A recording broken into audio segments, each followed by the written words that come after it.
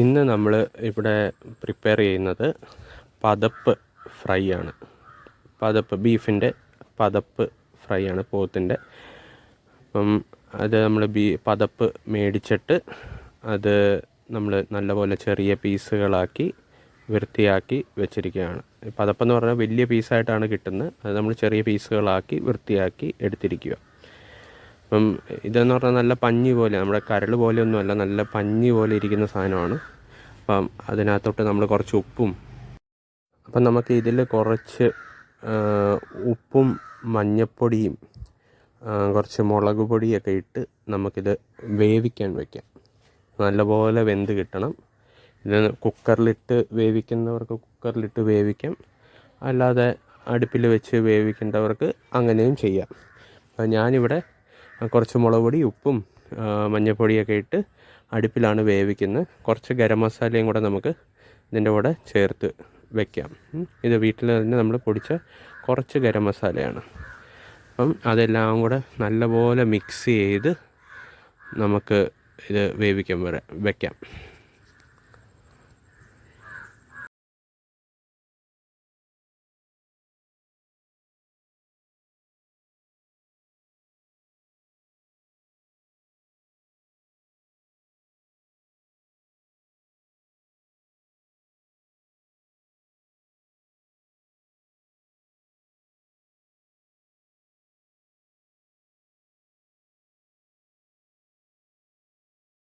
നമ്മൾ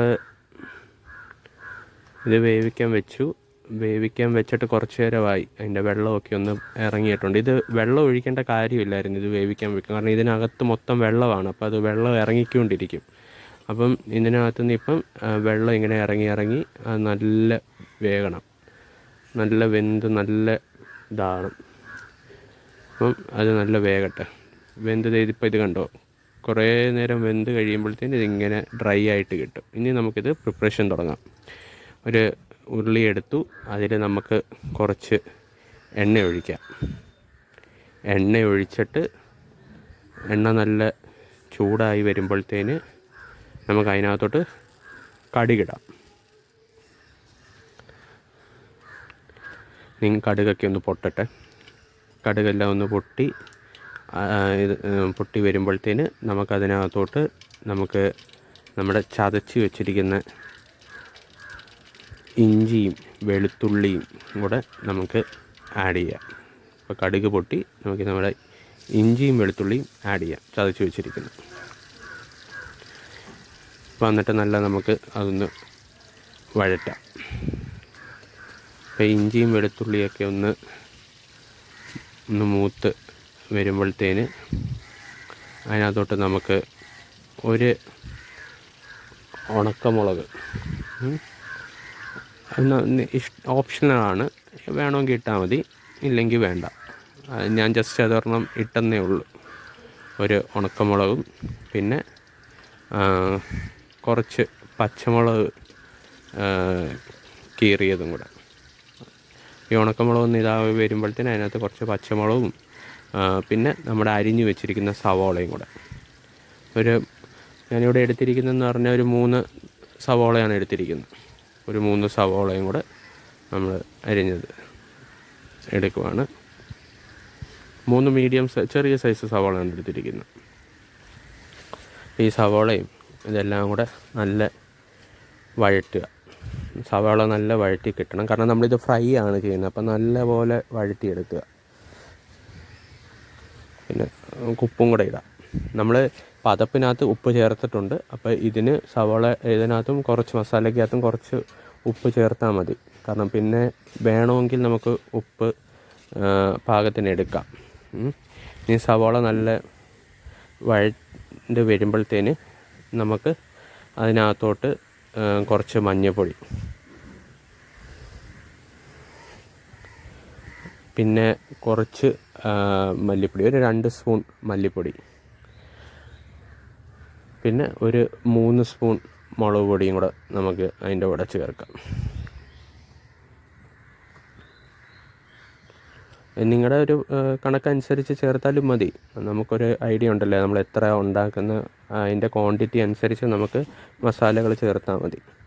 ഞാനിപ്പോൾ എടുത്തിരിക്കുന്ന പതപ്പെന്ന് പറഞ്ഞാൽ അതൊരു 2 കിലോ അടുത്തുണ്ടായിരുന്നു. പക്ഷേ അത് വെന്തെല്ലാം വരുമ്പോഴത്തേന് ഒരു 1.5 കിലോ അടുത്തൊക്കെ ഉള്ളു.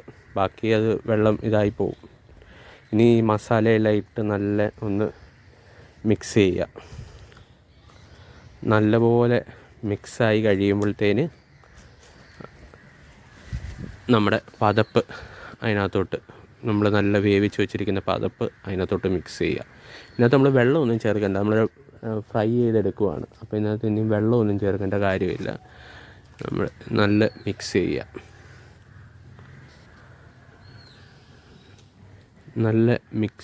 നല്ലപോലെ മിക്സ് ചെയ്തെടുക്കുക.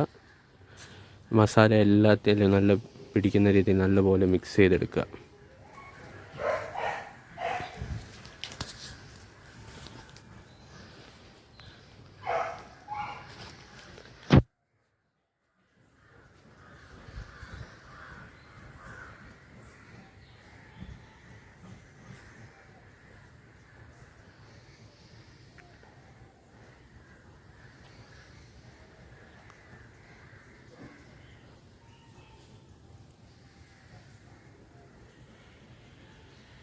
നമ്മൾ സാധാരണ ബീഫൊക്കെ നമ്മൾ ഒലത്തിയെടുക്കുന്നത് പോലെയൊക്കെ തന്നെ, ഫ്രൈ ചെയ്തെടുക്കുന്ന പോലെയൊക്കെ തന്നെ ഇത് അതൊക്കെ യൂസ് ചെയ്താൽ മതി. പ്രത്യേകിച്ച് ഇതിന് വേറെ കൂട്ടൊന്നുമില്ല. പിന്നെ നമ്മൾ ഇടയ്ക്കിടയ്ക്ക് ഇങ്ങനെ എണ്ണ ഒഴിച്ച് കൊടുക്കുക. കാരണം ഇത് ഫ്രൈ ചെയ്ത് നമ്മൾ എടുക്കുന്നതുകൊണ്ട് ഇടയ്ക്കിടയ്ക്ക് നമുക്ക് ആവശ്യത്തിന് കുറച്ച് എണ്ണ ഒഴിച്ച് അത് നല്ല ഫ്രൈ ചെയ്ത് നല്ല റോസ്റ്റ് ചെയ്തെടുക്കുക. പിന്നെ നമുക്ക് കുറച്ച് ഗരം മസാല അതിനകത്ത് ചേർക്കാം. നല്ല മിക്സ് ചെയ്യാം.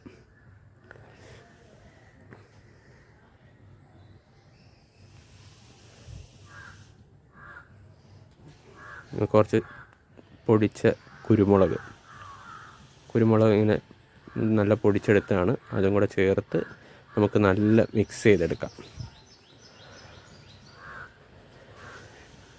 ഇനി ഇതിപ്പം വേറെ ഇനിയും കൂടുതലൊന്നും ചെയ്യാനൊന്നുമില്ല. ഇതിപ്പം നമ്മളിങ്ങനെ നല്ല ഫ്രൈ ആയി വരുന്നത് വരെ നല്ല ഇളക്കി എടുക്കുക എന്നേ ഉള്ളൂ.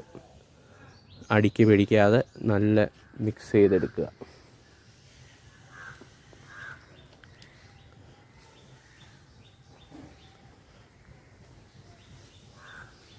പിന്നെ ഇടയ്ക്ക് ഉപ്പൊക്കെ ഒന്ന് നോക്കിയേക്കണം. നമുക്കിനി ഉപ്പ് ആവശ്യമുണ്ടോ, ഉപ്പ് വേണമെങ്കിൽ ഓരോരുത്തരുടെ ആവശ്യം അനുസരിച്ച് ഉപ്പൊക്കെ ചേർക്കുക. നമ്മൾ നല്ലപോലെ മിക്സ് ചെയ്തെടുക്കുക. ഇത് അപ്പം നമുക്ക് കാണാമല്ലോ നല്ല മിക്സായിട്ടുണ്ട്. മസാലയൊക്കെ നല്ല പിടിച്ചിട്ടുണ്ട്, നല്ല ഫ്രൈ ആയി. ഇപ്പോൾ നമുക്ക് കാണുമ്പോൾ ഇത് കരൾ വറുത്തതുപോലെ തന്നെ തോന്നും. ഇനി നമുക്ക് കുറച്ച് കുരുമുളക് പൊടിയും കൂടി ഇടാം. എരിവ് കുറച്ച് നല്ലതായിട്ട് നിൽക്കണം, എന്നാലേ അതിൻ്റെ ഒരു ടേസ്റ്റ് കിട്ടത്തുള്ളൂ. നല്ല കുരുമുളകിൻ്റെ ആ എരിവ് കിട്ടണം. അപ്പം കുറച്ച് കുരുമുളക് പൊടിയും കൂടെ ഇട്ട് നമുക്ക് നല്ല മിക്സ് ചെയ്തെടുക്കാം. ഇത് നമുക്ക് ചപ്പാത്തിയുടെ കൂടെയോ പൊറോട്ടയുടെ കൂടെയോ അപ്പത്തിൻ്റെ കൂടെയോ ഒക്കെ എടുക്കാം. അടിപൊളി ടേസ്റ്റാണ്.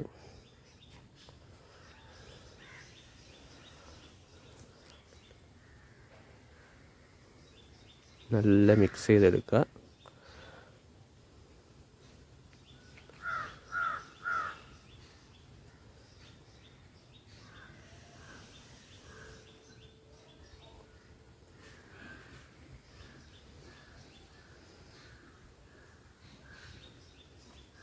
സംഭവം ഇത് ഏകദേശം റെഡി ആയിട്ടുണ്ട്.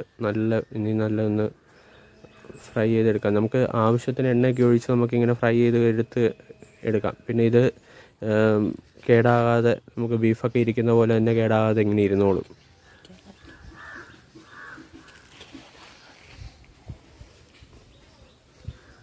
അപ്പോൾ എല്ലാവരും ഇത് റെഡി ആയിട്ടുണ്ട്. എല്ലാവരും ഇത് ട്രൈ ചെയ്യണം. അടിപൊളി ടേസ്റ്റാണ്. ട്രൈ ചെയ്തിട്ട് നിങ്ങളുടെ അഭിപ്രായം അറിയിക്കണം. കുറച്ച് മല്ലിയിലയും കൂടെ ഇട്ട് നമുക്ക് ഇത് ഇറക്കാം. അപ്പോൾ എല്ലാവരും ട്രൈ ചെയ്യുക. അടുത്ത ഡിഷിന് വേണ്ടി കാത്തിരിക്കുക.